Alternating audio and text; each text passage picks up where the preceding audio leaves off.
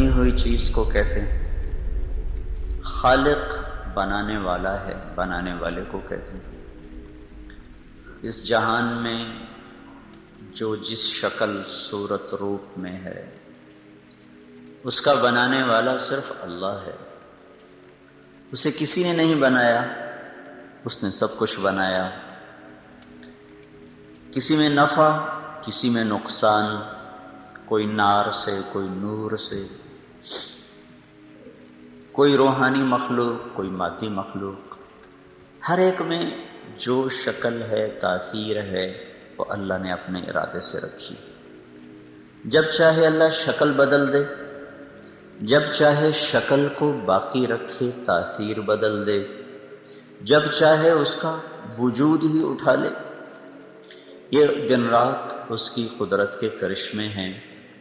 کوئی چیز اپنی ذات میں حقیقی نہیں، حقیقی ذات صرف اللہ ہے، حقیقت کا وجود صرف اللہ کا ہے، باقی سب اس کے انتخاب ہیں، اس کی بنائی ہوئی شکلیں اور مورتیں اور صورتیں ہیں۔ موسیٰ علیہ السلام کے ہاتھ کی لاٹھی 10 برس سے ہاتھ میں تھی، ایک پل میں سانپ بنایا۔ چیز مادی ہے، لکڑی ہے، اور ہر زمانے میں جنگل کے جنگل موجود ہیں۔ ایک لکڑی پہ اس کی تجلی پڑی اور اسی پل میں وہ سانپ بن گئی۔ تو اس سے اللہ یہ بتانا چاہتا ہے کسی چیز کا کوئی وجود، کوئی شکل ذاتی نہیں اور ہمیشہ کا نہیں، جب چاہے جو کر دے۔ پھر جب وہ سانپ کی شکل بنا اور موسیٰ علیہ السلام اس سے آگے بھاگے اور دوڑے، تو پھر اللہ تعالیٰ نے کہا خذها ولا تخف سنعيدها سيرتها الاولى، پکڑو، واپس اسے لاٹھی بناؤں گا۔ تو جو ہی انگلیوں نے چھوا تو اللہ تعالیٰ نے واپس ہاتھ میں لاٹھی بنا کے پکڑا دیا۔ تو یہ ایک بات سمجھائی کہ خوفناک سے خوفناک شکل کی اللہ تعالیٰ جب چاہے صورت بدل دے، سیرت بدل دے، تاثیر بدل دے، جو چاہے بدل دے۔ تو بل کھانے والا ہے، 3 قسمیں سانپ کی ایک لاٹھی میں جمع فرما دی۔ فَإِذَا هِيَ حَيَّةٌ تَسْعَىٰ، حیہ زہریلا سانپ ہوتا ہے۔ فَإِذَا هِيَ ثُعْبَانٌ مُبِينٌ، اژدہا زہریلا نہیں ہوتا۔ افریقہ کے دیکھے سانپ وہ اتنے لمبے ہیں کہ یہ شاید پوری مسجد میں ایک ہی سانپ لیٹا ہوا نظر آئے، ایسے لمبی بلائیں ہیں۔ تو وہ زہریلا نہیں ہوتا، وہ خالی نگلتا ہے، پورا بکرا ہی کھا جاتا ہے، وہ تیز نہیں دوڑ سکتا۔ تو وہ ثعبان بنا۔ فَإِذَا هِيَ جَانٌّ، ایک ہی لاٹھی کو قرآن نے 3 لفظوں سے تعبیر کیا ہے۔ تینوں سانپ کی اقسام ہیں، مختلف ہیں۔ جان، تیز سانپ، پھرتیلا، تیزی سے دوڑتا ہے، زہر بھی ہے، تیزی بھی ہے۔ ثعبان، زہر کوئی نہیں، تیزی بھی کوئی نہیں۔ حیہ میں تیزی کوئی نہیں، زہر ہے۔ 3 مختلف سانپ کی تاثیر کو اللہ تعالیٰ نے ایک لاٹھی میں جمع فرمایا۔ وہ جسم میں ثعبان تھا، زہر میں وہ حیہ تھا، تیز رفتاری میں وہ جان تھا۔ 3 قسموں کے ساتھ جو اس کو موسیٰ علیہ السلام کے پیچھے دوڑایا تو موسیٰ علیہ السلام پر ایسی دہشت طاری ہوئی، وَلَّا مُدْبِرًا، موسیٰ علیہ السلام بھاگے پیٹھ پھیر کر، وَلَمْ يُعَقِّبْ، پیچھے مڑ کر ہی نہیں دیکھا کہ اتنی تیز رفتار۔ اللہ تعالیٰ نے فرمایا خُذْهَا، پکڑو۔ تو ایسے ہاتھ کے انگلیوں نے چھوا تو اللہ تعالیٰ نے پھر دوبارہ ہاتھ میں لاٹھی بنا کے دکھایا کہ تیرا رب جہاں چاہے، جو چاہے، جیسے چاہے کر کے دکھا دے۔ لا يسأل عما يفعل، اس کے کیے کو کوئی نہیں پوچھ سکتا۔ تو یہاں اللہ تعالیٰ نے شکل بدلی، تاثیر بدلی۔ دوسری جگہ پر آگ رہی، اس کی شکل نہیں بدلی۔ آگ کو پانی نہیں بنایا، آگ کو ٹھنڈا نہیں فرمایا، انگاروں کو راکھ میں نہیں بدلا۔ وہ بھڑکتے ہوئے شعلے ہیں، وہ لپکتی ہوئی آگ ہے، اور اس میں ابراہیم علیہ السلام گرائے جاتے ہیں، رسیاں جلتی ہیں، اور آگ ہے، وہ جسم کو نہیں جلاتی۔ یا نار کونی بردا وسلاما، سلامتی کے ساتھ ٹھنڈی ہو جا، وہ ہو گئی۔ آگ رہی، اوپر سے اڑنے والا پرندہ بھی جل بھن کے اس میں آ کر گرتا ہے، اور انسانوں کے لیے وہ اسی طرح آگ ہے اور اسی طرح جھلسا رہی ہے، لیکن ابراہیم علیہ السلام موجود ہیں، کچھ نہیں ہو رہا، آرام سے بیٹھے ہوئے ہیں آگ کے ڈھیر پر، اطمینان سکون کے ساتھ بیٹھے ہوئے ہیں۔ شکل باقی رکھی، تاثیر نکال دی، وہاں شکل بھی بدل دی تھی، تاثیر بھی بدل دی تھی، یہاں شکل باقی ہے، تاثیر کو بدل دیا۔ مچھلی نے نگلا یونس علیہ السلام، بڑی مچھلی، ویل مچھلی ہوگی، اس نے نگلا اور یونس علیہ السلام اندر۔ اب پانی میں ڈوبنا بھی موت ہے، مچھلی کے پیٹ میں جانا یقیناً موت ہے۔ اللہ تعالیٰ نے موت کی شکل کو نہیں بدلا، پانی اسی طرح، مچھلی اسی طرح، پیٹ میں جانے والی ہر چیز بھسم ہو جاتی ہے اور وہ ساری کی ساری ہضم ہو کے ریزہ ریزہ ہو جاتی ہے۔ لیکن یونس علیہ السلام کے لیے مچھلی کا پیٹ ایک خوبصورت کمرہ بن گیا، مچھلی کو اللہ تعالیٰ نے شفاف کر دیا اور سمندر کے نیچے دنیا کو اللہ تعالیٰ نے روشن کر دیا، کیونکہ چند 100 فٹ کے بعد سورج کی روشنی اندر نہیں جا سکتی، لہٰذا سمندر گہرے میں ہمیشہ اندھیرا ہی ہوتا ہے۔ اوپر چاہے سر پہ سورج چمک رہا ہو شفاف، لیکن چند 100 فٹ کے بعد سورج کی روشنی دم توڑ جاتی ہے، وہاں اندھیروں کے سوا کچھ نہیں ہوتا۔ یونس علیہ السلام کو لے کر مچھلی جب گہرے پانیوں میں اتری تو اللہ تعالیٰ نے ہر طرف روشنی کو پھیلا دیا، اور یونس علیہ السلام مچھلی کے پیٹ میں چاروں طرف نظارہ کرتے ہوئے سفر کر رہے تھے، نظر بھی آ رہا ہے، زندگی بھی برقرار ہے۔ مچھلی اسی طرح پیغام موت ہے اور پانی اسی طرح پیغام موت ہے۔ اوروں کو مچھلیاں کھا رہی ہیں، وہ اندر جا کے بسم ہو رہے ہیں، اور لوگ پانی میں گر رہے ہیں، وہ غرق ہو کے مر رہے ہیں۔ ایک شخص کے لیے اللہ تعالیٰ کا فیصلہ بدلا تو موت کی ساری شکلیں باقی رکھ کر اس میں سے موت کو نکال دیا، اور 40 دن یونس علیہ السلام کو لے کر مچھلی سفر کرتی رہی اور پھرتی رہی، اور یونس علیہ السلام اس میں آرام سے بیٹھے رہے۔ شکل باقی ہے، تاثیر نکال دی، آگ کی شکل باقی ہے، تاثیر نکال دی، لاٹھی کی شکل کو بھی بدل دیا، تاثیر کو بھی بدل دیا، پھر سانپ کی شکل کو بھی بدل دیا، تاثیر کو بھی بدل دیا۔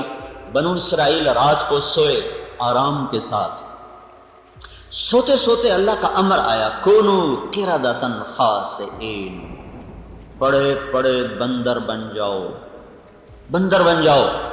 آنکھ کھلی تو ہر انسان بندر بن چکا تھا، بچے بندر چھوٹے بنے، بڑے بڑے بندر بنے، عورتیں مادہ بندر بنی، نر جو مرد تھے وہ نر بندر بنے، چھوٹے بچے سب ایک پل میں اللہ تعالیٰ نے بندر بنا کے اٹھا دیے۔ 3 دن میں سب کو ذلیل و خوار کر کے موت دے دی۔ اللہ تعالیٰ نے انسان کی شکل کوئی مسخ کر کے دکھا دیا، کسی کی کوئی چیز ذاتی نہیں، جب چاہے شکلیں بدلے، جب چاہے صورتیں بدلے، جب چاہے تاثیر بدلے۔ بنی اسرائیل نے جب وہ دسترخوان کے اترنے کے بعد بھی ایمان لانے سے انکار کیا تو اللہ تعالیٰ نے خنزیر بنا دی، وَجَعَلَ مِنْهُمُ الْقِرَدَةَ وَالْخَنَازِيرَ، بندر بنایا تھا جب مچھلی کھائی تھی، خنزیر بنایا تھا جب عیسیٰ علیہ السلام سے انہوں نے کہا دسترخوان اتارو ہم ایمان لے آئیں گے، ربنا انزل علینا مائدۃ من السماء، اے اللہ دسترخوان اتار۔ اللہ نے اتارا، پھر بھی انکار کر دیا، کچھ ایمان لائے، کچھ نے انکار کر دیا۔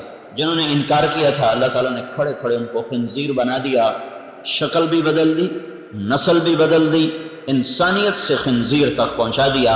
یہ کل یوم هو فی شأن، ہر وقت اللہ اپنی قدرت کا ظہور فرماتا رہتا ہے۔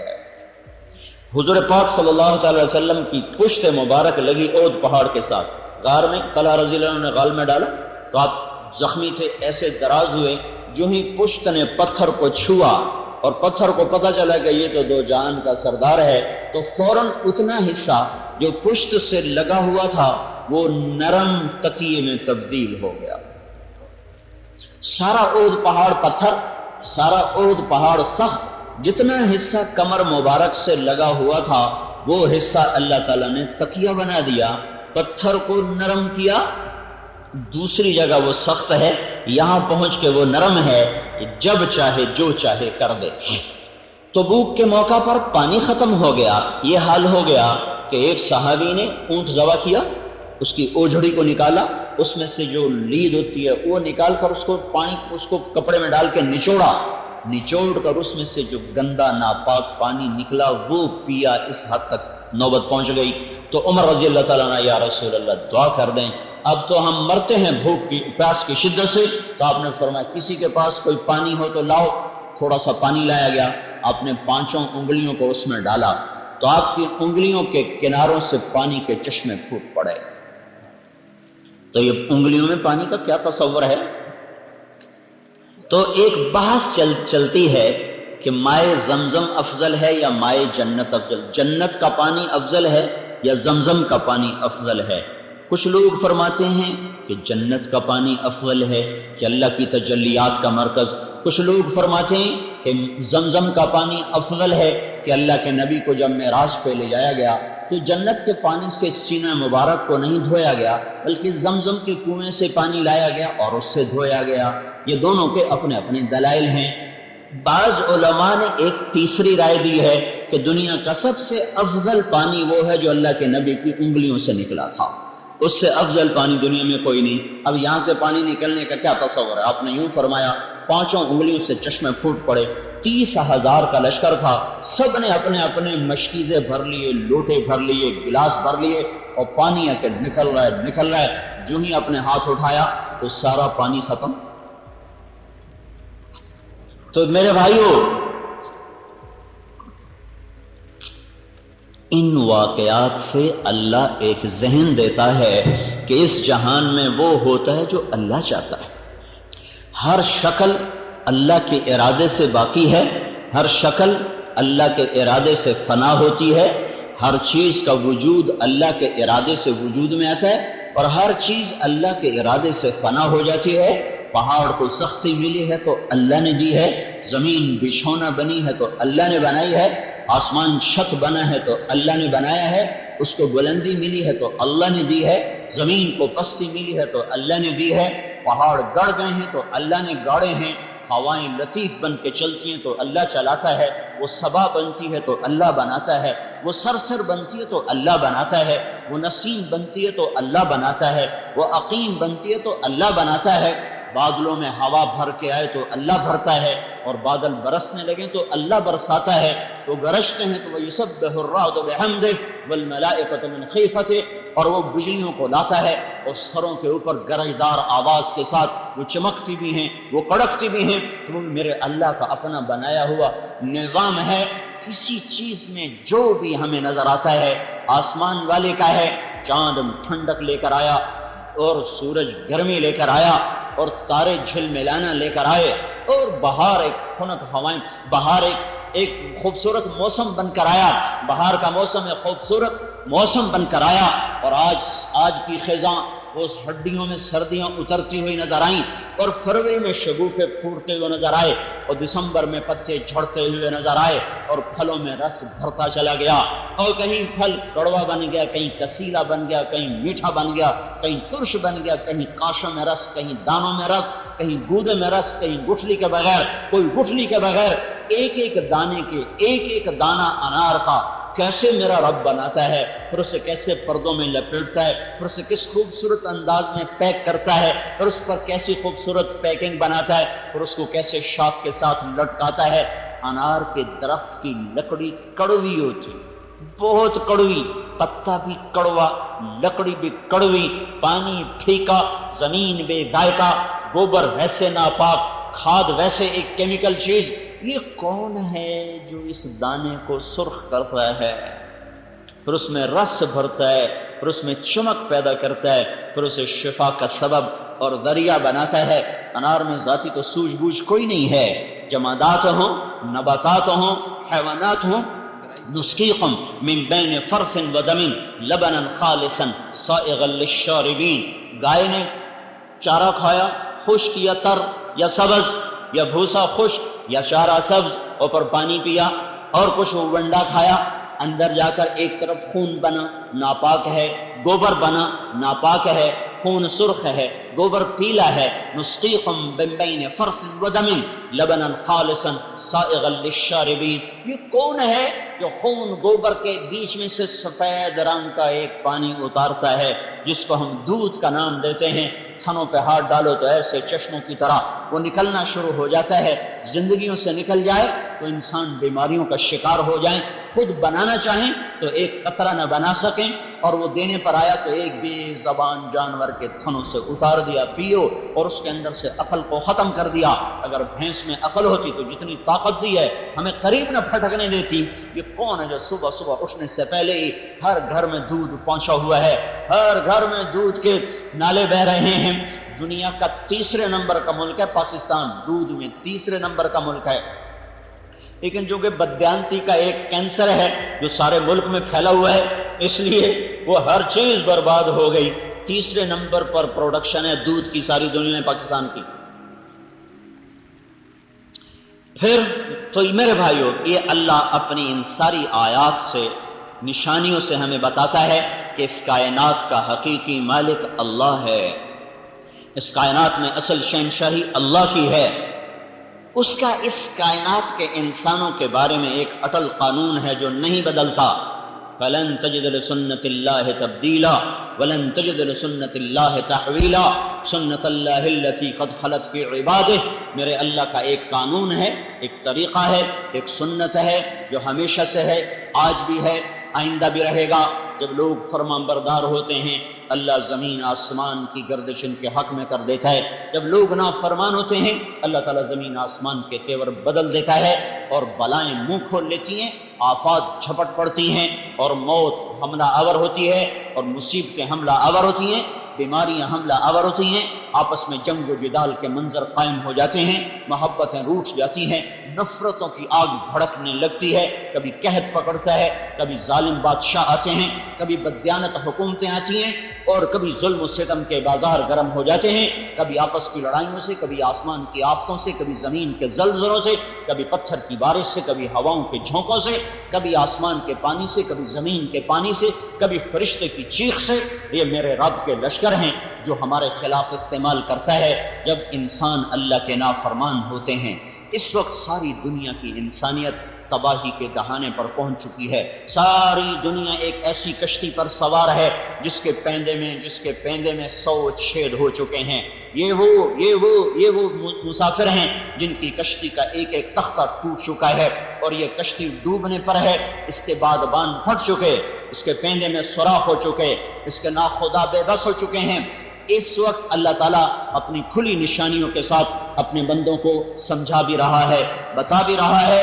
اس دھرتی پر جب نافرمانی انتہا پر چلی جائے، جب زنا کے بازار گرم ہو جائیں، جب سود اور شراب عام ہو جائے، جب ناچ و گانا عام ہو جائے، جب ماں باپ کی نافرمانی گھر گھر میں ڈیرے ڈال لے، جب گانے کی محفلیں گھر گھر میں ہونے لگ جائیں، اور جب سود کی سربہ فلک عمارتیں کھڑی ہو جائیں، اور جب علماء کے قدم بادشاہوں کی طرف اٹھنے لگ جائیں، انہیں اللہ کی طرف قدم بڑھنے کے بجائے ان کے قدم بادشاہوں کی طرف اٹھنے لگیں، اور جب تاجر اور مالدار لوگ زکوٰۃ دینے سے منکر ہو جائیں، انکار کر دیں، جب سارا بازار بددیانتی کی بھیڑ چڑھ جائے، جب سارے بازار کا ترازو ٹیڑھا ہو جائے، لیتے ہوئے اور پیمانہ، دیتے ہوئے اور پیمانہ، جب ہر آدمی وعدے سے پھرنے والا بن جائے، اوروں کے پیسے۔ ایک دفعہ آپ مسجد میں تشریف فرما ہے تو آپ نے ایسے سر پہ ہاتھ مارا، فرمایا ما انزل التشدید۔ جدھر جنازے پڑے جاتے تھے وہاں آپ بیٹھے تھے، صحابہ کا ایک مجمع بیٹھا تھا، آپ نے کہا اوف اوف اوف، کتنا سخت حکم آیا ہے، کتنا سخت حکم آیا ہے، لیکن کسی کو جرأت نہ ہوئی پوچھنے کی کہ کیا حکم آیا ہے۔ ایک دن گزر گیا تو عبداللہ رضی اللہ تعالیٰ نے عرض کرنے لگے یا رسول اللہ کیا سخت حکم آیا ہے؟ تو آپ نے فرمایا جو کسی کے پیسے کھا کے شہید ہو کے بھی مرا تو اللہ تعالیٰ کے ہاں اس کی بخشش کوئی نہ ہوگی، اس کا شہید ہونا بھی اسے سرخرو نہ کر سکے گا، اٹھے گا، اس کی قبا رنگین ہوگی اپنے خون سے، لیکن وہ اللہ کے ہاں مردود ہوگا، اس نے لوگوں کا مال کھا لیا، اس نے لوگوں کا پیسہ ہڑپ کر لیا۔ جو سارا بازار اسی طرز پہ آ چکا ہے، ہر دوسرا آدمی وعدے سے پھر رہا ہے اور رقموں کی رقمیں ڈبو رہا ہے، گھروں میں ماتم کی صفیں بچھی ہوئی ہیں۔ جب یہ ہوتا ہے تو پھر اس وقت ساری انسانیت ہچکولوں میں آ جاتی ہے اور اللہ تعالیٰ کے غیظ و غضب کے دروازے کھلنا شروع ہو جاتے ہیں، سفینے ڈوبتے ہیں، ناخدا بے بس ہو جاتے ہیں۔ نوح علیہ السلام کی قوم میں یہی کچھ تھا، صرف کفر نہیں تھا، کفر کے ساتھ ہی یہ کچھ بھی تھا، اور وہ ایسے دلیر تھے کہ نوح علیہ السلام سے کہتے تھے یا نوح قد جادلتنا فاکثرت جدالنا فأتنا بما تعدنا ان کنت من الصادقین، کیا ہمیں تنگ کرتے رہتے ہو، فضول باتیں سناتے رہتے ہو، لاؤ تیرے رب کا عذاب کہاں ہے؟ فإنما یأتیکم بہ اللہ ان شاء وما انتم بمعجزین، جب آئے گا تو تم دیکھ لو گے، پھر نہ تم کچھ کر سکو گے نہ میں کچھ کر سکوں گا۔ پھر وہ آیا ففتحنا ابواب السماء بماء منہمر وفجرنا الارض عیونا فالتقى الماء على امر قد قدر وحملناه على ذات الواح ودسر تجری باعیننا جزاء لمن کان قد غفر۔ یہ جزا ہے، یہی جزا ہے جو اللہ تعالیٰ کی نافرمانیاں کرتا ہے ان کے ساتھ یہی ہوتا ہے۔ آسمان برسنے لگا، زمین پھٹ پڑی، رواں رواں پانی بن گیا، اور ساری نسل کو اپنی آنکھوں کے سامنے ڈوبتا ہوا دیکھا، نہ چھوٹے بچے نہ بڑے بچے۔ ایک تفسیر جمل ہے، اس میں ایک واقعہ پڑا، 3 آدمی غار میں گھس گئے، اوپر سے پتھر رکھ لیا کہ اندر تو کوئی نہیں آئے گا، اب تو پانی نہیں آئے گا، ہم تو بچ جائیں گے۔ اللہ اوپر پانی چڑھا دیتا تو وہ اندر ہی گھٹ کے مر جاتے، پر میرے اللہ نے کیا کیا، پانی نہیں اندر بھیجا، ان کو پیشاب لگا دیا۔ تینوں کو اتنا زور کا پیشاب آیا، پیشاب کرنے بیٹھے، پیشاب چلتا چلتا چلتا چلتا اتنا بہا کہ انہی سے، ان کے ہی پیشاب سے سارا غار بھر گیا، اور اپنے پیشاب میں ڈوب کے اللہ تعالیٰ نے ان کو موت کے گھاٹ اتار دیا۔ سنت اللہ التی قد خلت فی عبادہ، یہی میرے اللہ کی سنت ہے، یہی میرے اللہ کا طریقہ ہے۔ جب قومیں باغی ہوتی ہیں تو اللہ کے عذاب کے در کھلتے ہیں، سفینے ڈوبتے ہیں، ہم اس کشتی پہ سوار ہیں جس کا پیندہ ٹوٹ چکا ہے، یہ پھٹے برابر نہ کیے گئے تو نہ کوئی نیک بچے گا نہ کوئی بد بچے گا، ہر ایک دنیا میں پکڑ میں آئے گا۔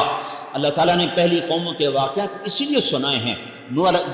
ہود علیہ السلام کی قوم نے نعرہ لگایا، من اشد منا قوہ، کوئی ہم سے طاقتور ہے تو ہمیں دکھاؤ، جس سے ہمیں ڈراتے ہو کوئی ہم سے طاقتور ہو تو ہمیں بتاؤ، جس سے ہم ڈریں کوئی نہیں ہم سے زیادہ طاقتور۔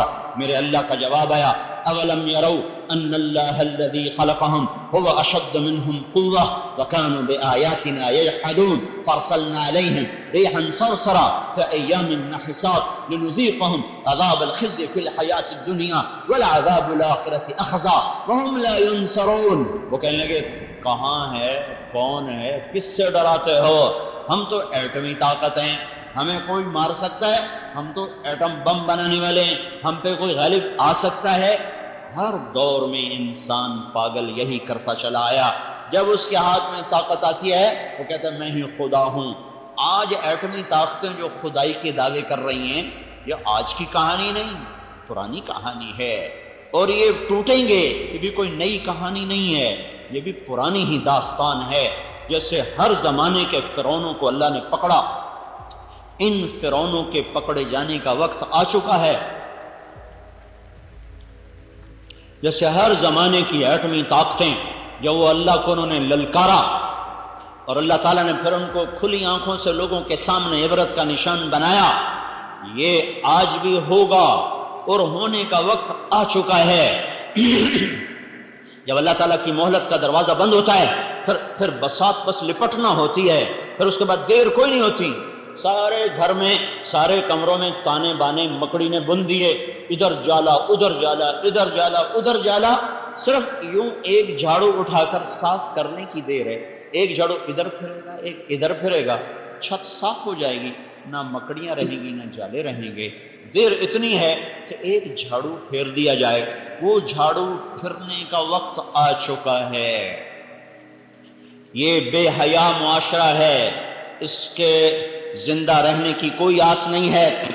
جیسے لا علاج مریض کو ہسپتال میں لے جاتے ہیں تو ڈاکٹر کہتے ہیں لا علاج ہے، بس آپ اس کو گھر لے جائیں، جو اس کی زندگی کے دن ہیں وہ گن لے، اس کو اس کے گھر والوں سے ملا دو، بس یہ مرنے کے قریب ہے۔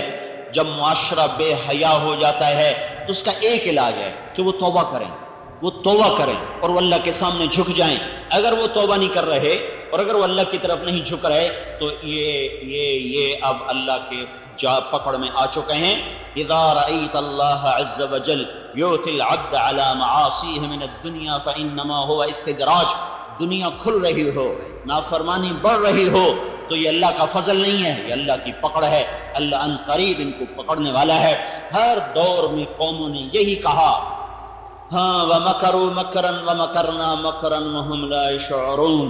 یہ ایک صالح علیہ السلام کی قوم ہے، وہ کہہ رہی تم اس کا قصہ نمٹاؤ، یہ صالح کو ہی ختم کرو جو آج کے ہمیں روز نصیحتیں کرتا ہے، تم اس کا قصہ نمٹاؤ اور رات کو آؤ اور اس کا صفایا کرو، اب بس پھر اپنے موج میلہ کرو. مَكَرُوا مَكْرًا وَمَكَرْنَا مَكْرًا وَهُمْ لَا يَشْعُرُونَ فانظر كيف كان عاقبة مكرهم أنا دمرناهم وقومهم أجمعين فتلك بيوتهم خاوية بما ظلموا إن في ذلك لآية لقوم يعلمون وأنجينا الذين آمنوا وكانوا يتقون. صالح علیہ السلام کی قوم نے رات کو مشورہ کیا اس کو ختم کرو تاکہ قصہ ہی صاف ہو جائے. ادھر ان کو ختم کرنے کے مشورے ہوئے، ادھر فرشتے نے چیخ ماری اور ان سب کے کلیجے پھٹ گئے. تلک بیوتہم خاویہ، دیکھو ان کے گھر ٹوٹے پڑے ہیں. جاؤ عبرت کا نشان، لم تسکن من بعدہم الا قلیلا. وہ بستیاں آج بھی ویران ہیں، آج بھی کھنڈر ہیں، اور ان کا ہر کھنڈر بتا رہا ہے نافرمانی کا آخری انجام یہی ہے. فرعون نے بھی کہا تھا هذه الانہار تجری من تحتی افلا تبصرون الیس لی ملک مصر میرا وهذه الانہار تجری من تحتی افلا تبصرون. ہم جو چاہیں کر دیں. ہر زمانے کی باطل طاقت نے یہی دعویٰ کیا ہے. ایمان والے جو تھے نا وہ سر جھکایا کرتے تھے. سلیمان علیہ السلام کا تخت جب ہوا میں اڑتا تھا تو ایسے گردن اونچی کر کے نہیں بیٹھتے تھے. سلیمان علیہ السلام کا تخت جب ہوا میں اڑتا تھا دائیں طرف انسان بیٹھتے تھے، بائیں طرف جنات بیٹھتے تھے، اور وہ تخت ہوا میں اڑتا تھا تو سلیمان علیہ السلام اپنی ٹھوڑی کو سینے پر رکھ لیتے، ایسے رکھ لیتے تھے، ایسے عاجزی کے ساتھ. جب ایمان والوں کو اللہ طاقت دیتا ہے تو وہ یوں ظاہر کرتے ہیں، یوں سر جھکا دیتے. جب باطل کو طاقت ملتی ہے تو گردن اونچی کرتا ہے. جب وہ زیادہ اونچی کرتا ہے تو وہ ٹوٹ کے گر جاتی ہے. جب وہ زیادہ زور سے زمین پہ پاؤں مارتا ہے تو وہ پاؤں کاٹ دیا جاتا ہے، اس پاؤں کو توڑ دیا جاتا ہے. یہی میرے اللہ کی سنت ہے، یہی میرے اللہ کا طریقہ ہے. نبی پاک صلی اللہ تعالی علیہ وسلم 20 برس کے مجاہدوں کے بعد مکے میں فاتحانہ داخل ہو رہے ہیں. 20 برس کے دکھ اٹھائے ہیں اور اس گھر سے نکالے گئے. کس خوف سے نکلے، کس دکھ کے ساتھ نکلے. جب آپ نے یوں مکے کی وادی پر ایک نظر ڈالی تو ارشاد فرمایا یا مکہ ما اطیبک من بلد واحبک الی. اے مکہ تو مجھے کتنا پیارا ہے، تو مجھے کتنا محبوب ہے. لولا ان قومی اخرجونی منک لما سکنت غیرک. تیری اگر میری قوم مجھے تجھ سے جدا نہ کرتی تو میں تجھے چھوڑ کے کبھی نہ جاتا. ان جذبات کے ساتھ آپ نکلے، غار میں چھپے، راہیں بدلی. اس غم کی تسلی کے لیے قرآن آیا ان الذی فرض علیک القرآن لرادک الی معاد. آپ غم نہ کریں، جس رب نے آپ پر قرآن اتارا ہے وہی آپ کو مکے واپس لائے گا، عزت کے ساتھ لائے گا. اور وہ دن آ گیا. 8 برس کے بعد اللہ نے وہ دن دکھایا. 8 ہجری میں آپ مکے میں فاتحانہ داخل ہوئے تو آپ بھی ایسے سر اونچا کر کے داخل ہوتے. نہیں نہیں نہیں، پھلدار شاخ ہمیشہ جھکتی ہے. جس شاخ پہ پھل نہیں ہوتا وہ اوپر، جس پہ پھل ہوتا ہے وہ نیچے. تو آپ کے 10 لشکر ابو سفیان کو اوپر چوٹی پر روکا. عباس بن عبد المطلب ساتھ کھڑے کر دیے. پہلا لشکر گزرا خالد بن ولید کا 1000 کا. انہیں ابو سفیان کو دیکھ کے نعرہ لگایا اللہ اکبر. انہوں نے کہا یہ کون ہے؟ عباس سے پوچھا یہ کون ہے؟ کہا یہ خالد کا. اچھا، چھوکرا سردار بن گیا. پیچھے دوسرا لشکر بھیجا زبیر بن عوام کا 500 کا. انہوں نے دیکھ کر کہا اللہ اکبر. کہا یہ کون ہے؟ کہا زبیر. اچھا، تیری بہن کا بیٹا، صفیہ کا بیٹا؟ کہا ہاں. واہ، یہ بھی سردار بن گیا. تیسرا لشکر ابو ذر غفاری رضی اللہ تعالیٰ عنہ، مکے میں مار کھانے والے اور مر کے بچنے والے 300 کا لشکر. انہیں ابو سفیان کو دیکھ کر کہا اللہ اکبر. کہ یہ کون ہے؟ کہ یہ بنو غفار کا مالی والے غفار. پھر آپ نے اس کے پیچھے چوتھا لشکر بھیجا تو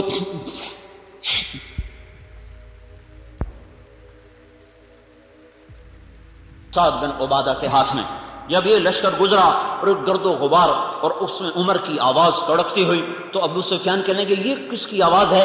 کہا یہ عمر کی آواز ہے. کہا واہ واہ، یہ بنو عدی کو بھی پر لگ گئے. بنو عدی حضرت عمر کا قبیلہ ہے اور یہ بہت مختصر کمزور قبیلہ تھا قریش کا.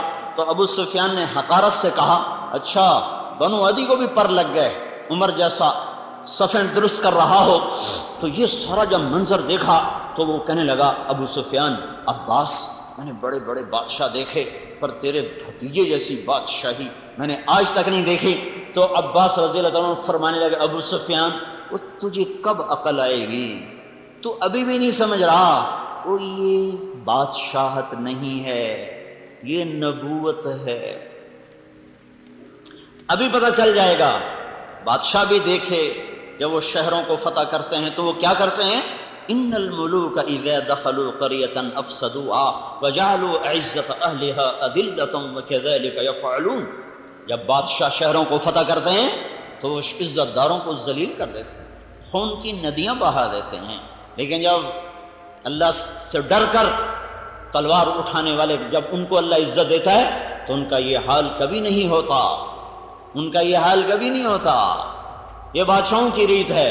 بامیان کی لڑائی میں چنگیز خان کا پوتا چغتائی کا بیٹا، چنگیز خان کے 4 بیٹے تھے، جوجی بڑا، چغتائی چھوٹا، چغتائی اس سے چھوٹا، طلوئی سب سے چھوٹا. چغتائی کا بیٹا قتل ہوا تو بدبخت وہ خیمے میں بیٹھا تھا. جب اس کی لاش لائی گئی اس نے سب کو کمرے سے نکال دیا، خیمے سے نکال دیا. تو تھوڑی دیر کے بعد خود شمشیر لے کر نکلا اور خود آ کر اس نے بامیان پہ حملہ کیا. جب فتح ہوا تو ان کی عادت تھی بوڑھوں کو قتل کر دیتے تھے، بوڑھے مرد عورت قتل کر کے، بچوں کو قتل کر کے جوان مرد لڑکے لڑکیوں کو، مرد عورتوں کو غلام بناتے تھے. لیکن جب بامیان فتح ہوا تو اس نے کہا جس کی آنکھ میں روشنی ہے اسے زندہ نہ چھوڑا جائے، آج میرے پوتے کا بدلہ لیا جائے گا.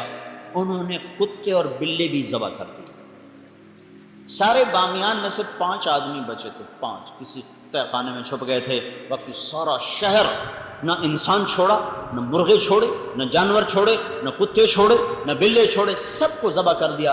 اگر چوہا بھی نظر آیا تو اس سے بھی انہوں نے تلوار سے اڑا. ایسا ظلم و ستم انہوں نے کیا. ہاں تو اب 20 برس کے دکھ اٹھانے والا آج اپنی تلوار کو بے نیام کر دے، آج وہ خون کی ندیاں بہا دے. لیکن یہاں کیا ہو رہا ہے؟ جب سعد بن عبادہ آخری لشکر گزرا تو ابو سفیان کو دیکھ کر کہنے گیا ابو سفیان الیوم یوم الملحمہ، آج بڑا گرم دن ہے. الیوم تستحل الحرمہ، آج بیت اللہ کی حرمت اٹھا دی جائے گی، آج قریش کے خون سے تلواریں رنگین ہوگی. اتنے میں ہمارے نبی تشریف لائے.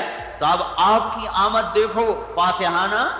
تو آپ کی ٹھوڑی مبارک، سلیمان علیہ السلام تو ٹھوڑی لگاتے تھے نا سینے کے ساتھ، ہمارے نبی نے ایک قدم اس سے آگے رکھا ہوا تھا.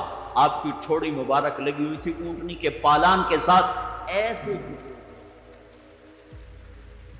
ٹھوڑی مبارک کو، یہ تھوڑی توازن اور پالان نیچے ہوتا ہے، اس کا ایک ہننا ہوتا ہے وہ اوپر ہوتا ہے. اب نہ آپ لوگ اونٹ جانو، نہ ہننے جانو، نہ پالان جانو. میں اونٹ پہ بھی چڑھا ہوں، کھوتے پہ بھی چڑھا ہوں، گھوڑے بھی بھگائے ہیں. بچپن کی زندگی تو دیہات میں گزری، ساری سواریاں بھگائی ہیں، صرف خچر پہ نہیں چڑھا، باقی کھوتے بھی بھگائے، گھوڑے بھی بھگائے، اونٹ بھی بھگائے.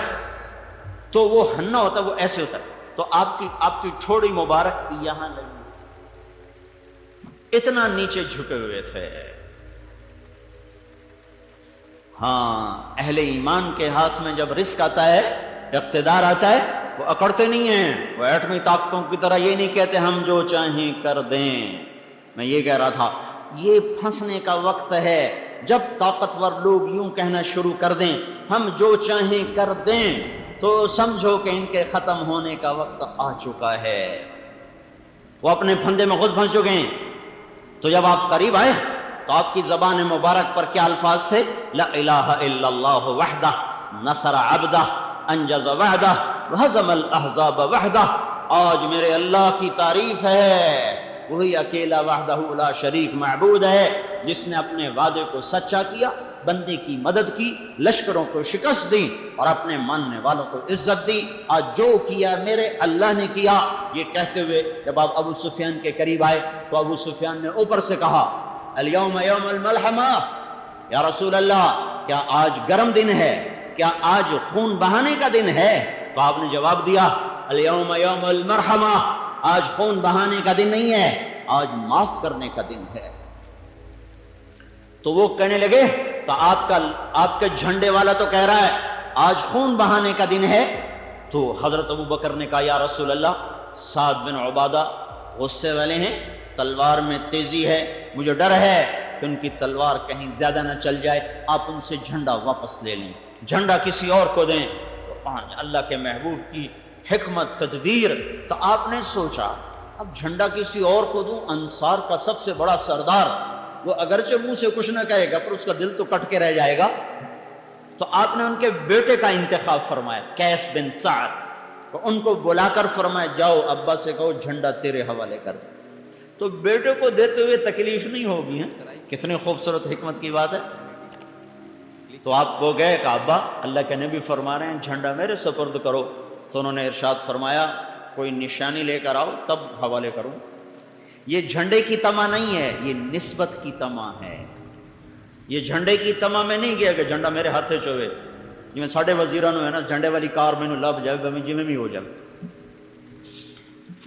یہ تما ہے نسبت کی کہ مجھے نسبت ملی رہے کہ میں نبی کے جھنڈے کا اٹھانے والا ہوں۔ تو جب ان کا یا رسول اللہ وہ تو نشانی مانگ رہے ہیں، تو آپ نے اپنی پگڑی کو اتارا، کہا جاؤ اس کو حوالے کرو کہ یہ پگڑی نشانی ہے۔ تو عمامہ لے کر آئے، دیکھتی سر جھکا دیا قسماً وطاعتا، قربان میں ابھی حاضر۔ جھنڈا اپنے بیٹے کو پکڑایا اور خود پیچھے چلے گئے۔ جب اللہ کے نیک بندے، جب اللہ سے ڈرنے والے وہ اقتدار پر آتے ہیں تو وہ یہ منظر دکھاتے ہیں، اور جب باطل طاقتیں یا ایمان والے جن کے دل مر چکے ہوں، اندھے ہو چکے ہوں، جب ان کے ہاتھ میں اقتدار آتا ہے تو وہ منظر دکھاتے ہیں جو آج کی طاقتیں دکھا رہی ہیں۔ ان سب کی ہلاکت تک وقت آ گیا ہے۔ جب فرعون نے کہا تھا انا ربکم الاعلی، تو پھر اللہ نے اٹھا کے اسے سمندر میں پھینکا تھا۔ جب شداد نے کہا تھا میں یہیں جنت بناؤں گا، تب اللہ تعالیٰ نے اسے زیر زمین پہنچایا تھا۔ جب قارون نے کہا تھا انما اوتیتہ علی علم عندی، میرا اپنا ہے یہ سب کچھ، رب کون ہے دینے والا، میں نے خود بنایا ہے، تو اللہ نے خزانوں سمیت زمین میں دھنسایا تھا۔ اور جب عاد کی قوم نے کہا تھا من اشد منا قوہ، کوئی ہے ہم سے طاقتور تو دکھاؤ، تو پھر اللہ تعالیٰ نے ہواؤں کے دروازے کھولے تھے۔ تو میرے بھائیو، نافرمانی اس وقت انتہا پر ہے۔ اس وقت ہر گناہ کی فصل تیار ہو چکی ہے، ہر فصل پک چکی ہے، ہارویسٹر پڑے گا اور یہ دھرتی صاف ہوگی جب بے حیائی باہر آ جائے دروازوں سے باہر، جب بازاروں میں بھی موسیقی ہو، جب سکرین پر ننگے ناچ ہو رہے ہوں، جب گھر گھر ننگے ناچ دیکھے جا رہے ہوں، جب بازاروں میں بھی ننگی تصویریں اور بڑے بڑے پوسٹر ان کے آویزاں ہو چکے ہوں، جب بیٹیوں کے تن سے کپڑے اتر جائیں اور وہ عریانیت کی اور جب کھلا ہوا پیکر بن کے دیکھنے والوں کو پتہ نہیں ضمیر مر گئے یا دل مر گئے یا آنکھیں پتھر ہو گئیں، پتہ نہیں کیا ہوا ہے، کچھ تو ہوا ہے، کچھ تو ہوا ہے۔ کب آنکھیں کھلیں گی؟ اتنے بڑے زلزلوں نے بھی آنکھیں نہ کھولی، تو اس کے بعد اب مزید کیا ہونے والا ہے، کیا ہوگا؟ کہ میں اس وقت سے پکار رہا ہوں، دوڑو دوڑو دوڑو ففروا الی اللہ، دوڑو اللہ کی طرف، دوڑو اللہ کی طرف، اور کوئی پناہ نہیں ہے۔ نافرمانی نے پھٹے اکھاڑ دیے ہیں۔ اور اللہ تعالیٰ کے محبوب صلی اللہ تعالی علیہ وسلم کی ایک مثال خوبصورت، اپنی جان بچانی ہو، ایمان بچانا ہو اور اپنی عزت آبرو اولاد کو بچانا ہو تو بھائیو گھروں کو چھوڑ دو اور نکلو تبلیغ میں، اور ایک ایک کی منت کر کے ان کو توبہ کے راستے پر لاؤ۔ میرے محبوب نے فرمایا مثل القائم فی حدود اللہ والواقع فیہا کمثل قوم استہموا علی سفینۃ فصار بعضهم اعلاها وبعضهم اسفلها۔ ایک قوم کی مثال دی جو کشتی میں سوار ہیں، کچھ اوپر کے حصے میں کچھ نیچے کے حصے میں ہیں۔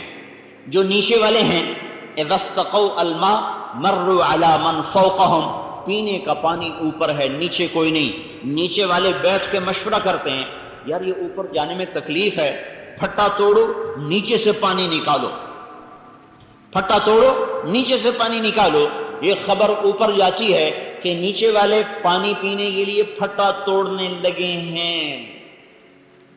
اب اگر ان اخذوا علی ایدیہم نجوا ونجوا جمیعا وان ترکوہم ہلکوا وہلکوا جمیعا، اگر اوپر بیٹھنے والوں نے یہ کہا توڑنے دو پھٹا، کوئی ہمارا تھوڑا ہی توڑ رہے ہیں، کوئی ہمارا توڑ رہے ہیں، ہمارا پھٹا تو ٹھیک ہے، میں تو فرسٹ کلاس کے کیبن میں بیٹھا ہوا ہوں۔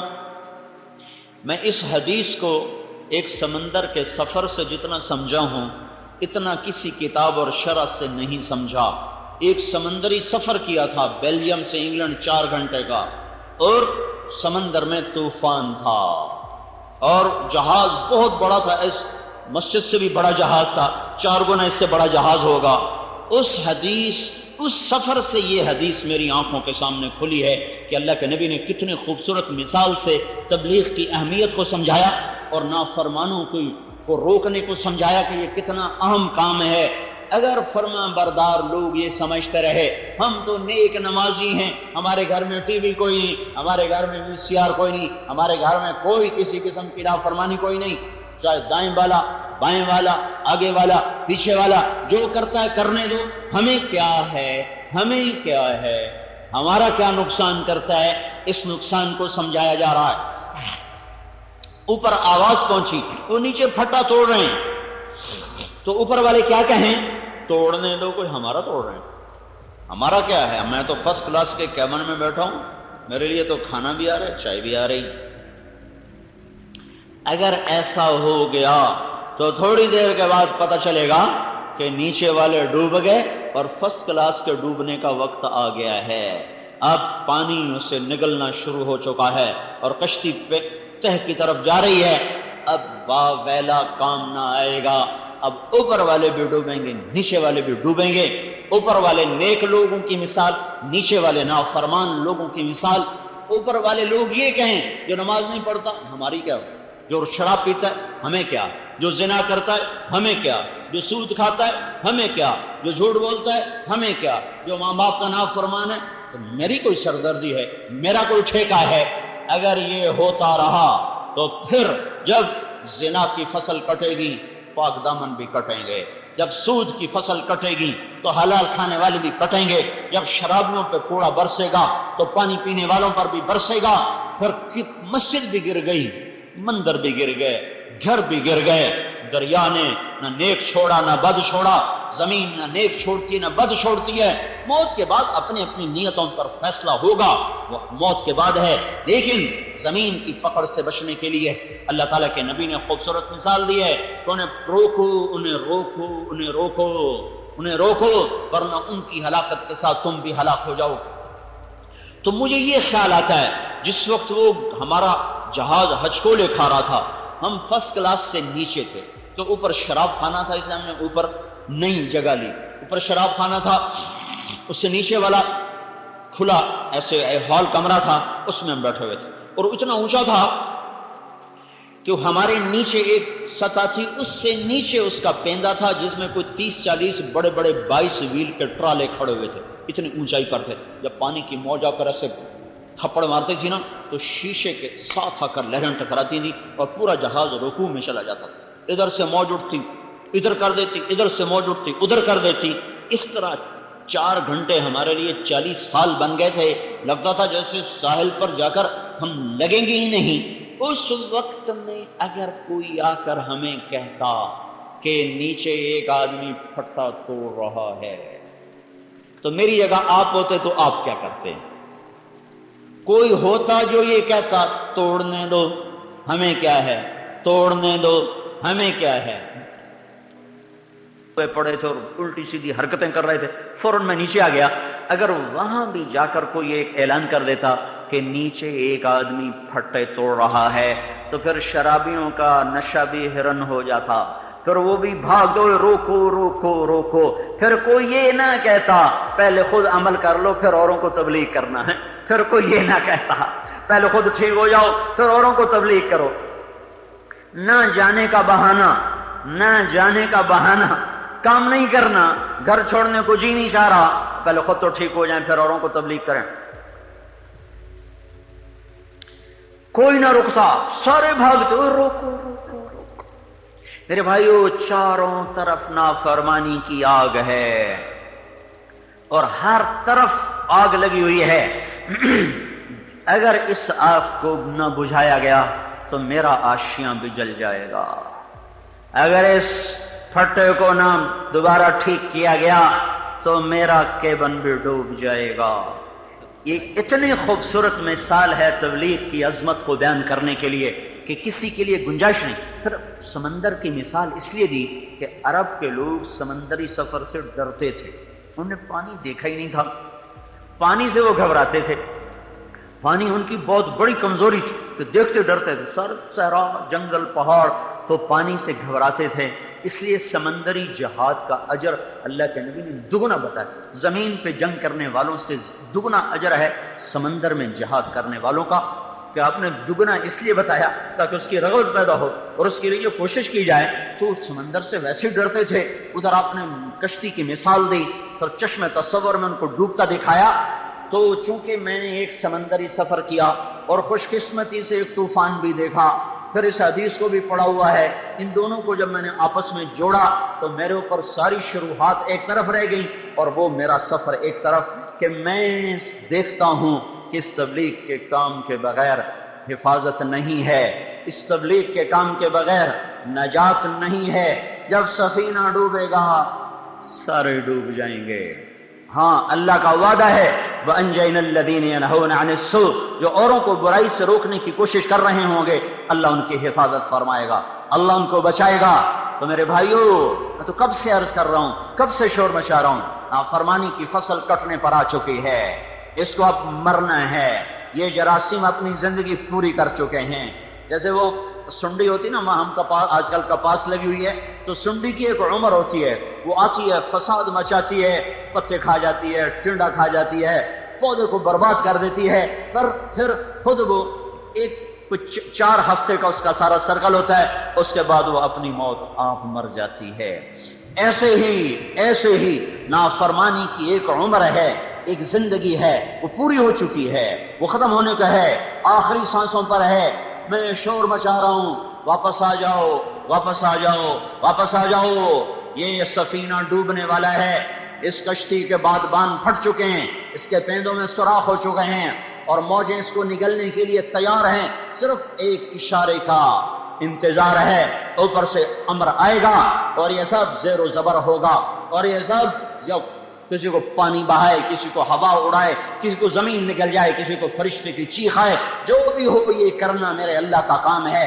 جب دنیا زنا سے بھری اللہ نے اسے صاف کیا، جب دنیا ظلم و ستم سے بھری اللہ نے اسے صاف کیا، جب دنیا لواطت سے بھری اللہ نے اسے صاف کیا، جب دنیا بددیانتی اور خیانت سے بھری اللہ نے اسے صاف کیا۔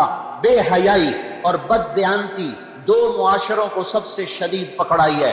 شعیب علیہ السلام کی قوم بددیانت تھی، جو ہمارے فیصل آباد کا تاجر کر رہا ہے، جو لاہور، پنڈی، پشاور، ملتان، کراچی کے تاجر کر رہے ہیں، کہ پیسہ کمانے کے لیے ہر چیز کو داؤ پہ لگا چکے ہیں۔ نہ عزت ہے، نہ قول ہے، نہ وعدہ ہے، نہ شریعت ہے، نہ وفا ہے۔ مال کمانا ہے جیسے مرضی کماؤ۔ شعیب علیہ السلام کی قوم کا یہی مذہب تھا۔ أَتَأْمُرُكَ صَلَاتُكَ أَن نَّتْرُكَ مَا يَعْبُدُ آبَاؤُنَا وَأَن نَّفْعَلَ فِي أَمْوَالِنَا مَا نَشَاءُ إِنَّكَ لَأَنتَ الْحَلِيمُ الرَّشِيدُ۔ بڑا آیا نیک پاک بزرگ، چل مسجد میں بیٹھ کے اللہ کر، ہمارے کاروبار میں مت دخل دے، ہم جو چاہیں مرضی کریں، اپنا مال ہے، ساری دنیا کی منڈیوں پہ قبضہ کیا۔ اور میرے بھائیو، اللہ کو اپنے بندوں سے بڑا پیار ہے، چاہے کافر ہی کیوں نہ ہو، اپنے ہاتھوں سے جو بنایا ہے، جبھی تو نبی بھیجے، جبھی تو رسول بھیجے، جبھی تو سمجھانے والے بھیجے، جو لوگوں کے چولہے بجھاتا ہے اللہ تعالیٰ کا اس پر غیظ و غضب نازل ہوتا ہے۔ اللہ تعالیٰ نے سود کے خلاف اعلان جنگ کیوں کیا ہے؟ زانی کے خلاف کوئی نہیں، وہ بھی گناہ ہے، شرابی کے خلاف کوئی نہیں، وہ بھی گناہ ہے، کافر کے خلاف کوئی نہیں، کافر تو سب سے بڑا مجرم ہے، مشرک سب سے بڑا مجرم ہے، اور اللہ تعالیٰ نے کہا سود کھانے والے کو بتا دو میرا اور میرے رسول کا تمہارے خلاف اعلان جنگ ہے۔ کیوں ہے؟ کہ سود کھانے والے لوگوں کے چولہے بجھا دیتے ہیں، ان کے منہ سے نوالے چھین لیتے ہیں، ان کے زرق برق جو لباس ہیں وہ غریبوں کے خون کے چھینٹوں سے سرخ ہوتے ہیں، ان کے چہروں کی لالی وہ غریبوں کا چوسا ہوا خون ہوتا ہے، ان کے گھروں کے چراغاں میں غریبوں کا خون جل رہا ہوتا ہے، ان کی کمائی نہیں ہوتی۔ تو اللہ تعالیٰ کو اپنے بندوں سے پیار ہے، اعلان جنگ ہے میرا سود کے خلاف۔ اعلان جنگ شعیب علیہ السلام کی قوم نے یہی کیا تھا، غریبوں کا رزق چھین لیا تھا بددیانتی کے ساتھ۔ زمین میں زلزلہ آیا، ایک عذاب، زلزلہ آیا، ایک عذاب،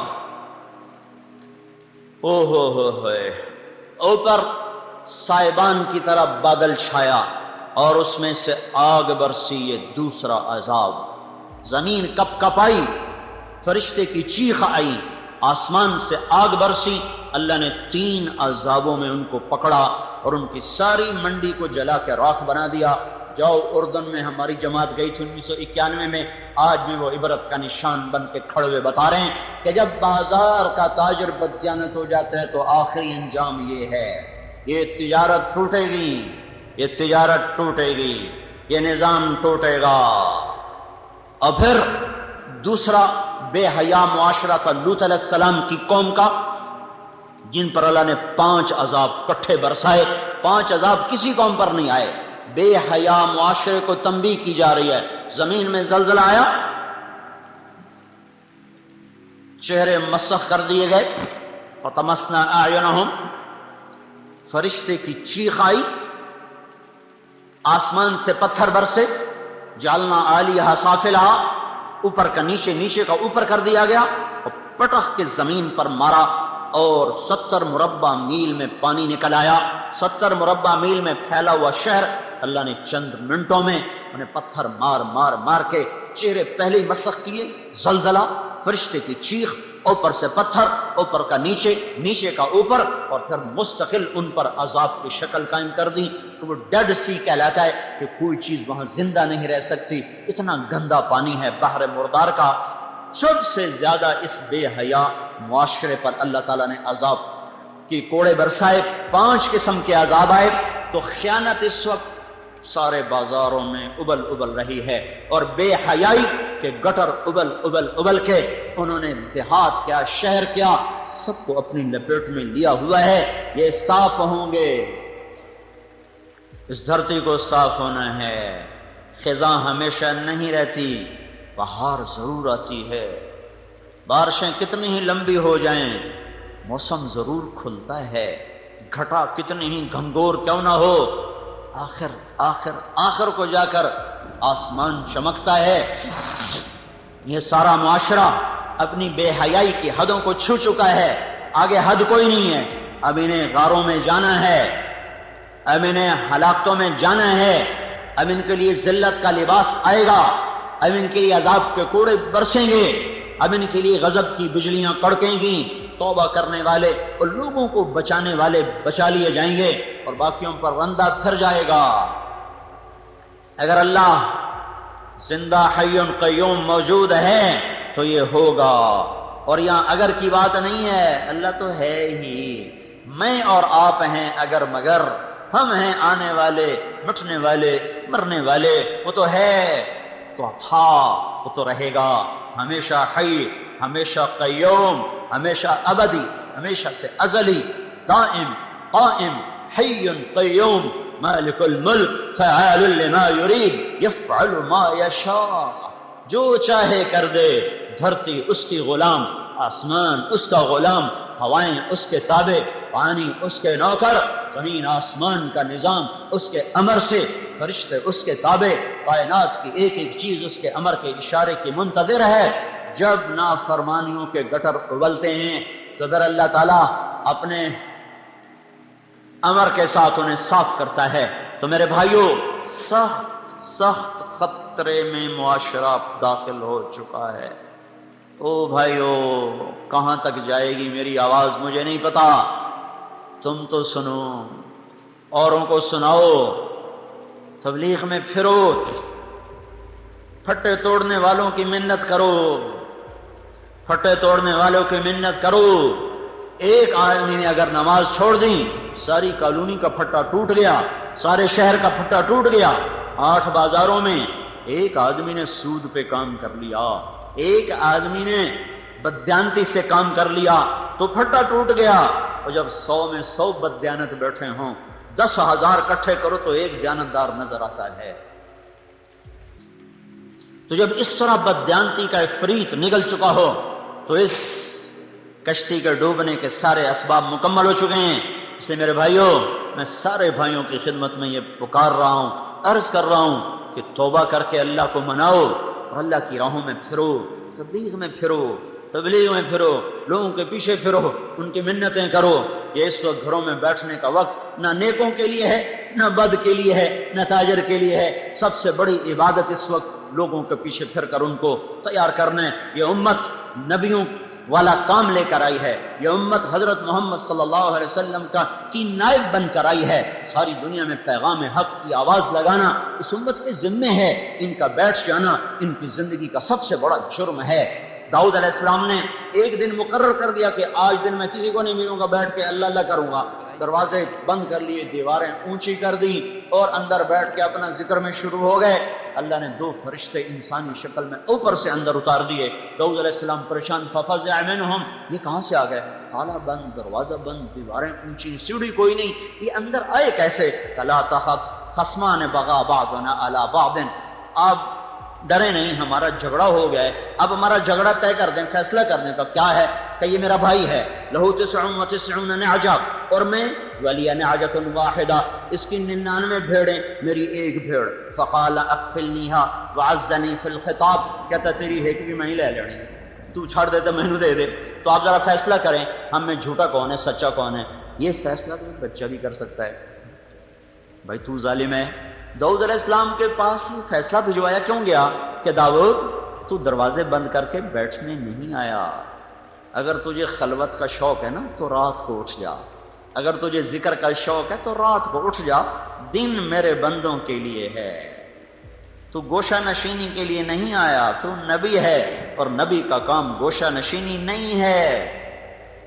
بے شک خلوت بڑی ضروری ہے, اللہ کے ساتھ تنہائی میں باتیں کرنا بہت ضروری ہیں, پر اللہ نے اپنے نبی سے کہہ دیا وہ رات کو کیا کر, دن میں نہ کیا کر, کیونکہ ان لک فی النہار سبحا طویلا, تجھے دن میں کام ہے بڑا لمبا چوڑا, تو کیا کر, اٹھ قم اللیل الا قلیلا نصفہ او انقص منہ او زد علیہ ورتل القرآن ترتیلا ومن اللیل فاسجد لہ وسبحہ لیلا طویلا ومن اللیل فتہجد بہ نافلۃ لک عسى ان یبعثک ربک مقاما محمودا. اللہ کے تعلق کے لیے خلوت ضروری ہے, اللہ سے دل لگانے کے لیے تنہائی ضروری ہے. پر اللہ نے تفریق کر دی کہ تم امت محمد ہو, تم کو دن میں بڑا لمبا کام کرنا ہے. کہنا تو یہ ہے, اس کو تشبیہ دی ہے تیرنے کے ساتھ. تیرنے کے ساتھ تشبیہ دینے میں اس کی عظمت, اہمیت اور تسلسل کی طرف اشارہ ہے. پیدل چلنے والا رک جائے تو اس کو کوئی نقصان نہیں, گاڑی میں جانے والا بریک لگا لے تو اسے کوئی نقصان نہیں. اسے جلدی پہنچنا تھا, آدھا گھنٹہ دیر سے پہنچے گا. اس نے ایک گاڑی چھوڑ دی, دوسری پکڑ لی, صبح کی بجائے شام کو پہنچ گیا. لیکن جب کوئی آدمی پانی میں اتر جاتا ہے تو اب وہ نہ رک سکتا ہے, نہ وہ آرام کر سکتا ہے, نہ وہ اپنے تیرنے کو موقوف کر سکتا ہے. جب تک کنارے پر ہاتھ نہ لگیں یا طے تک پاؤں نہ پہنچیں اس وقت تک اسے تیرنا ہے اور تیرنا ہی ہے. اگر وہ سست ہوا تو پانی بہا کے لے جائے گا, اگر وہ رک گیا تو پانی کی موجوں کی نکر ہو جائے گا, اگر وہ ٹھہر گیا تو تہ اس کی قبر بن جائے گی. لہذا اسے ہر حال میں تیرنا ہے. اے میرے محبوب, تیرے ذمے نبوت کا کام, تیرے ذمے تبلیغ کا کام, تیرے ذمے دعوت کا کام لگا ہے. تیرے لیے اب آرام کوئی نہیں ہے. تو چل اور چل اور چل اس مانجھی کی طرح جسے جب تک کنارہ نہ نظر آئے اور جب تک اس کی کشتی کنارے پر لنگر انداز نہ ہو اس کا ہاتھ چپو کو چلاتا رہتا ہے، وہ اور پتوار ساتھی بن جاتے ہیں جب تک کشتی کنارے نہ لگے، اس کا ہاتھ اور پتوار حرکت میں رہتے ہیں یہاں تک کہ کشتی لنگر انداز ہوتی ہے، تب جا کر منزل آتی ہے۔ میرے محبوب تیرے لیے آرام کوئی نہیں ہے، چلو چلو اے امت محمد تمہارے لیے آرام کوئی نہیں ہے، تیرتے جاؤ تیرتے جاؤ یہاں تک کہ کنارے پر پاؤں لگ جائیں۔ وہ کنارہ کیا ہے؟ وَاعْبُدْ رَبَّكَ حَتَّى يَأْتِيَكَ الْيَقِينُ، وہ موت ہے۔ جب موت آئے گی تو آج تمہاری چھٹی ہو گئی، موت تک پھر نہیں پھرنا ہے، دعوت ہی دعوت ہے۔ تبلیغ کی عظمت کو ایک لفظ سے، ادھر حدیث ادھر یہ لفظ، ان دو لفظوں میں غور کرو تو بیٹھنے کی گنجائش نظر نہیں آتی۔ ہم اس کشتی کے مسافر ہیں جسے توڑا جا رہا ہے، اور یہاں بھی دیکھو عجیب بات، اللہ نے بھی تیرنے سے تشبیہ دی اور اللہ کے نبی نے بھی پانی میں کھڑا کر کے کشتی سے تشبیہ دی۔ اللہ رسول ایک ہی جگہ پر کھڑے ہیں، اللہ اس کے رسول ایک ہی مضمون کو ایک ہی تشبیہ کے ساتھ اور مثال کے ساتھ بیان فرما رہے ہیں۔ وہاں بھی ڈوبنے کا تصور ہے، یہاں بھی ڈوبنے کا تصور ہے، وہاں بھی تیرنے کا تصور ہے، یہاں بھی تیرنے کا تصور ہے۔ یہ دونوں آپس میں ملی ہوئی ہیں۔ یہ لفظ سبحن طویلا اور یہ حدیث بخاری، ان دونوں میں ایسی خوبصورت مطابقت ہے کہ جیسے پانی میں تیرنے والے کے لیے جہد مسلسل ہے، یہ امت محمد رسول اللہ کی رسالت کا اقرار کرنے کے بعد اور آپ کو آخری نبی ماننے کے بعد اب ان کے لیے کوئی گنجائش نہیں ہے کہ یوں اسلام مٹتا ہو اور یوں مسلمان کی بیٹی گھنگرو باندھ کے ناچ رہی ہو، ناچ دیکھنے والا بھی کلمہ گو ہو، نچانے والے بھی کلمہ گو ہوں، اور ناچنے والے بھی کلمہ گو ہو، زنا کے اڈے چلانے والوں کا بھی یہ دعویٰ ہو کہ ہم کلمہ پڑھتے ہیں، اور شراب بیچنے والوں کا بھی دعویٰ ہو کہ ہم کلمہ پڑھتے ہیں، اور مسجدوں کو اجاڑنے والوں کا بھی یہ دعویٰ ہو کہ ہم کلمہ گو ہیں۔ جب یہ حال ہو جائے تو اس وقت مسجد میں بیٹھنے کی گنجائش نہیں، چاہے جائے کہ دکان۔ اب پھرو ان لک فی النہار سبحا طویلا، تیرے لیے لمبا تیرنا ہے انسانوں میں۔ کب تک؟ جب تک کنارہ نہ آئے۔ وہ کنارہ کیا ہے؟ موت۔ جب تک اللہ کا پیغام نہ کہ بس آ جاؤ اب چھٹی ہے۔ یا ایھا المدثر قم فانذر وربک فکبر وثیابک فطہر والرجز فہجر ولا تمنن تستکثر۔ جب یہ آیات اتری تو آپ نے کہا خدیجہ میرا بستر لپیٹ دے، میرے آرام کے دن گئے۔ میرے اللہ نے کہا ہے اٹھ جا اور میں اپنی قوم کو میری طرف بلا۔ خدیجہ میں کس سے بلاؤں، میری کون سنے گا؟ تو حضرت خدیجہ نے، اللہ ان کو جزا دے، انہوں نے عرض کی یا رسول اللہ آپ دعوت دینے میں پہل کریں، میں قبول کرنے میں پہل کرتی۔ جس دن بستر لپیٹا تھا پھر 23 برس تک وہ بستر نہیں کھلا، کانٹوں پہ زندگی گزر گئی۔ ہاں جس دن سیج بچھائی جانی تھی اس دن فاطمہ رضی اللہ عنہا سرانے بیٹھ کے رو رہی تھیں، واہ کرب ابا، واہ کرب ابا، آئے میرے باپ کے درد، ہے میرے باپ کا درد۔ تو آپ نے فرمایا بس میری بیٹی لیس علی ابی کی کرب بعد اليوم، آج تیرے باپ کے دکھ کا آخری دن ہے، آج تیرے باپ کو چھٹی مل جائے گی، آج سکھ ہی سکھ ہیں، بس یہ آنکھ بند ہونے کی دیر ہے، آج کے بعد تیرا باپ کوئی دکھ نہ دیکھے گا، کوئی غم نہ دیکھے گا۔ یہی کام اس امت کا ہے۔ اس امت کے ذمے اس ایمان کی کشتی کو لے کر انسانیت کے سمندر میں تیرنا ہے۔ اگر یہ نہیں تیریں گے تو کفر کی موجیں انہیں بہا کے لے جائیں گی، زنا کے تھپڑے ان کو زانی بنا دیں گے، شراب کے تھپڑے ان کو شرابی بنا دیں گے، سود کی کالی موجیں ان کو سود خور بنا دیں گی، ظلم کی کالی موجیں انہیں ظالم بنا دیں گی، اور یہ ان بے رحم، اور پانی کا ڈوبا تو شہید ہوتا ہے، اور جو گناہوں کے سمندر میں ڈوب گیا وہ برباد ہو گیا، وہ سیدھا جہنم میں جاتا ہے۔ تو میرے بھائیوں میں تو کب سے فریاد کر رہا ہوں کہ توبہ بھی کرو اور اللہ کی راہوں میں نکلو، تبلیغ میں پھرو اور لوگوں کے پاؤں پکڑ کر ان سے توبہ کرواؤ۔ اگر یہی حال رہا تو پھر کچھ اور ہو جائے گا، کچھ اور ہو جائے گا۔ قبل اس کے کہ وہ ہو جائے توبہ کریں، لوگوں سے توبہ کروائیں، رات کو اللہ کو رو رو کے منائیں یا اللہ مہربانی کر دے، مہربانی کر دے۔ صدیاں ہو گئیں، صبح آ ہی نہیں رہی، اور کوئی صبح کو طالب نظر آئے تو صبح بھی آئے۔ کب سورج نکلے گا؟ کوئی آنکھ تو ہوتی جو مشرق کی طرف اٹھ اٹھ کے دیکھتی۔ کب بہار آئے گی؟ کوئی تو ہوتا جو آنسوؤں کا پانی زمین کو پلاتا، اس زمین میں بہار آتی۔ لیکن جب سونا ہی سونا ہو، بیدار ہونے والی آنکھ ہی کوئی نہ ہو، تو خزاں کب چھٹے گی پھر؟ تو قبل اس کے کہ کوئی اور تھپڑ لگ جائے، کوئی اور نقشہ قائم ہو جائے، بھائیو نکلو نکلو اور نکلو، اور لوگوں کو نکالو اللہ کی راہوں میں، توبہ کرو، مسجدیں بھرو، دکانوں کو، گھروں کو نافرمانی کی چیزوں سے پاک کرو۔ جو توبہ کریں گے اللہ انہیں چمکائے گا، بچائے گا، اور جو اسی غفلت میں رہ گئے پتہ نہیں آنے والے کل میں کیا ہوگا۔ ان ربک فعال لما یرید، وہ جو چاہتا ہے کر دیتا ہے، ہم تو عاجز اور بے بس ہیں، ہمارے ہاتھ میں تو کچھ بھی نہیں۔ تو تم تو توبہ کر کے اٹھو یہاں سے، کرتے ہو نا؟ ایک دفعہ کہہ دو یا اللہ میری توبہ، ایک دفعہ اور کہہ دو یا اللہ میری توبہ، ایک دفعہ اور کہہ دو یا اللہ میری توبہ۔ زمین و آسمان میں اپنی تدبیر کو، تقدیر کو، ارادوں کو نافذ کرنے والے اللہ، اے بحر و بر پر بغیر مشاورت کے، بغیر شرکت کے حکومت کرنے والے اللہ، اپنے فیصلوں کو نافذ کرنے والے، اپنے فیصلوں کو پورا کرنے والے، ساری کائنات کے یا اللہ تن تنہا مالک وحدہ لا شریک اللہ، ہم تیری صفات کو نہ بیان کر سکتے ہیں، نہ تصور میں لا سکتے ہیں، نہ احاطہ کر سکتے ہیں۔ تیرے محبوب نے بھی تیری تعریف میں عرض کیا تھا لا نحصی ثناء علیک، اے مولا ہم تیری تعریف کا احاطہ نہیں کر سکتے۔ انت کما اثنیت علی نفسک، تو جیسا ہے، جیسے تو نے اپنی ثنا کو بیان کیا ہے، ہم ویسے ہی ان تمام جملہ صفات و ثنا کے ساتھ ہم تجھ پر ایمان لائے۔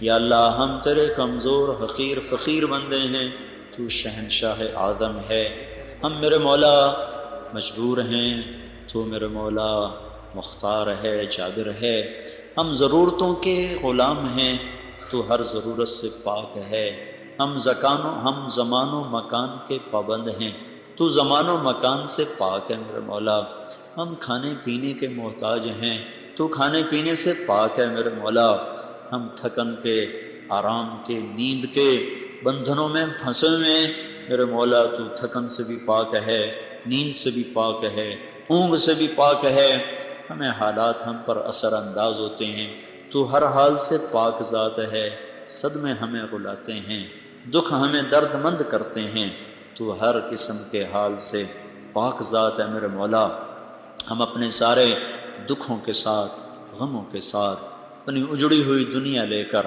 اجڑا ہوا دین لے کر تیرے در پر سائل فقیر بن کر حاضر ہوئے ہیں میرے مولا، تو ہماری حاضری پر نظر کرم فرما دے، ہماری حاضری پر نظر کرم فرما دے۔ یہ اس قابل ہی نہیں کہ یا اللہ ہم اس پر کوئی قبولیت کا دعویٰ کر سکیں، تو بس تیرے در پر درخواست کرتے ہیں کہ اپنی نظر کرم کو متوجہ کر دے۔ تیرے محبوب کی امت پہ اوکھی گھڑیاں آئی ہوئی ہیں میرے مولا، ہر طرف سے مصیبتیں ہیں، آفات ہی آفات ہیں، راحتیں ہم سے روٹھ گئی ہیں، امن چین رخصت ہو گیا ہے، انسان کو کھا رہا ہے، درندے بنے ہوئے میرے مولا، ہر طرف ظالم دندناتے پھر رہے ہیں، فرعون للکارتے پھر رہے ہیں، تیرے نیک بندوں پر زمین تنگ ہو گئی، تیرے غریب بندوں پر یا اللہ جہان سکڑ اور سمٹ کے رہ گیا ہے۔ اے کریم اللہ، تو نے ہر دور کے فرعونوں کو عبرت کا نشان بنایا، تو نے ہر دور کے قارونوں کو زمین میں دھنسایا، تو نے ہر دور کے جباروں کو، متکبرین کو، شدادوں کو زیر و زبر کیا۔ اے بادشاہوں کے بادشاہ اللہ، یہ سارا فریادی مجمع جمعے کی نماز کے بعد سارے آج زمانے کے ہر خطے میں برائیاں عام ہو گئی ہیں، لوگ بغیر کسی خوف و خطر کے گناہوں کے دلدل میں پھنسے جا رہے ہیں، زنا کی محفلیں سج رہی ہیں، شراب کے اڈے جم رہے ہیں، جوا کے اڈے جمائے جا رہے ہیں، یہ تمام چیزیں معاشرے کو اندر سے کھوکھلا کیے جا رہی ہیں، لیکن ہمیں سوچنا چاہیے، اللہ کی طرف آنا چاہیے۔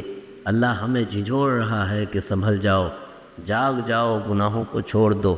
رسول اللہ صلی اللہ علیہ وسلم نے فرمایا جب بندہ گناہ کرتا ہے تو اس کے دل پر ایک سیاہ دھبا لگ جاتا ہے، اگر وہ توبہ کر لے تو آنسو بہا دے، اللہ کی طرف پلٹ آئے تو وہ دھبا دھل جاتا ہے، لیکن اگر گناہ پر گناہ کرتا جائے تو دل بالکل کالا ہو جاتا ہے۔ آج ہماری جوانیاں، ہمارے دل، ہمارے گھر زنا اور شراب کے اندھیروں میں ڈوبے ہوئے ہیں۔ میرے بھائیو، زنا کی حقیقت کیا ہے؟ یہ شیطان کا سب سے بڑا جال ہے۔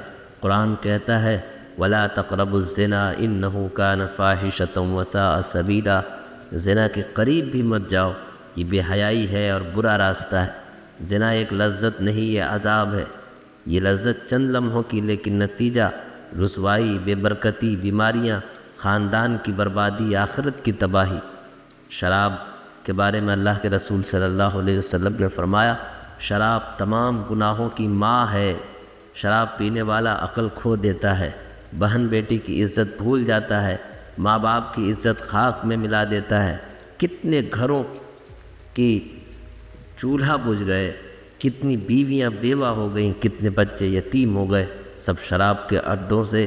کتنے لوگ موت کی دہانے تک پہنچ گئے، کتنے لوگوں نے اپنی زندگی تباہ کر دی شراب کی وجہ سے۔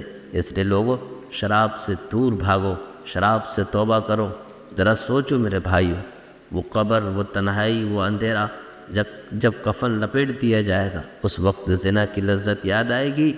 شراب کی مستی یاد آئے گی؟ نہیں، صرف پچھتاوا ہوگا، صرف آنسو ہوں گے۔ قرآن ہمیں یہ کہتا ہے اے ایمان والو، اللہ سے سچی توبہ کرو، اللہ سے سچی توبہ کرو۔ ایک نوجوان کا واقعہ سناؤ۔ ایک جوان رسول اللہ صلی اللہ علیہ وسلم کے پاس آیا اور عرض کیا یا رسول اللہ صلی اللہ علیہ وسلم، مجھے زنا کی اجازت دے دیجیے۔ صحابہ کرام غصے میں آ گئے، لیکن نبی صلی اللہ علیہ وسلم نے نرمی سے پوچھا کیا تو اپنی ماں کے لیے پسند کرے گا، اپنی بہن کے لیے، اپنی بیٹی کے لیے کہ وہ کسی سے زنا کرے؟ وہ نوجوان شرمندہ ہو گیا، کہنے لگا نہیں یا رسول اللہ۔ تو آپ صلی اللہ علیہ وسلم نے اس کے سینے پر ہاتھ رکھا اور دعا کی اللہ اس کے دل کو پاک کر دے۔ میرے بھائیوں، یہ زنا صرف کسی غیر عورت کے ساتھ نہیں ہوتا، یہ کسی بہن کے ساتھ ہوتا ہے، کسی کی بیٹی کے ساتھ ہوتا ہے، کسی کی ماں کے ساتھ ہوتا ہے۔ میرے بھائیوں، آج فیصلہ کرو، اللہ کے واسطے گناہوں کو چھوڑ دو، زنا کے اڈوں سے باہر نکلو، شراب کے گلاس توڑ دو، حرام کمائی کے راستے بند کرو۔ یہ دنیا دھوکہ ہے، کل قبر ہے، کل قیامت ہے۔ اللہ فرماتا ہے اے میرے بندو جو اپنی جانوں پر زیادتی کر بیٹھے ہو، اللہ کی رحمت سے مایوس مت ہو، اللہ سارے گناہ معاف کر دیتا ہے۔ اللہ ہمیں بخشنے کے لیے تیار ہے، شرط صرف یہ ہے کہ آج آنسو بہا کر پلٹ آؤ۔ آج شاید زندگی کی آخری دن ہو، شاید کل سورج ہمارے لیے نہ نکلے، شاید اگلی اذان ہم نہ سن سکیں۔ اللہ کے واسطے اپنے گناہوں کو چھوڑ دو، زنا شراب کے اڈوں کو ویران کر دو، توبہ کے سجدے سے اپنی تقدیر بدل دو۔ میرے بھائیو، اللہ کی قسم، دنیا اور آخرت کی عزت صرف پاک زندگی میں ہے، اور جو آج اللہ کے آگے جھک جائے گا، کل قیامت کے دن اللہ کو سر اٹھا کر چلنے والا بنا دے گا۔ جو لوگ آج دنیا میں خوف کے ساتھ، خشیت کے ساتھ اللہ کی مرضی کے مطابق زندگی گزار رہے ہیں، اللہ تعالیٰ انہیں عزت کی زندگی عطا فرمائے گا، آخرت کی رسوائی سے انہیں بچا لے گا۔ حضور صلی اللہ علیہ وسلم نے فرمایا کہ میدان محشر میں جہاں تمام لوگ نفسی نفسی کے عالم میں ہوں گے، وہاں کچھ لوگ ایسے بھی ہوں گے جن پر اللہ کی خاص رحمت کی نظر ہوگی۔ اس میں سے ایک شخص وہ بھی ہوگا جس نے دنیا میں اللہ کی رضا کے لیے توبہ کیا ہوگا، جس کی آنکھوں سے صرف اللہ کی رضا کے لیے آنسو نکلے ہوں گے۔ اللہ تعالیٰ ایسے شخص کی بھی بخشش فرما دے گا، اللہ تعالیٰ ایسے شخص پر اپنی رحمت کی چادر دراز کرے گا۔ میرے بھائیو، آؤ اللہ سے دعا کریں، اے اللہ ہماری جوانیاں کی خطاؤں کو معاف کر دے، اے اللہ ہمارے گناہوں کو بخش دے، ہمیں زنا اور شراب کی لعنت سے بچا لے، ہمیں اپنے پیارے نبی صلی اللہ علیہ وسلم کے ساتھ جنت الفردوس میں جگہ عطا فرما، آمین یا رب العالمین۔ सब्सक्राइब करें हमारे चैनल लाइट टू ह्यूमैनिटी को, क्लिक करें बेल आइकन पे जिससे हर एक नोटिफिकेशन आपको मिलती रहे।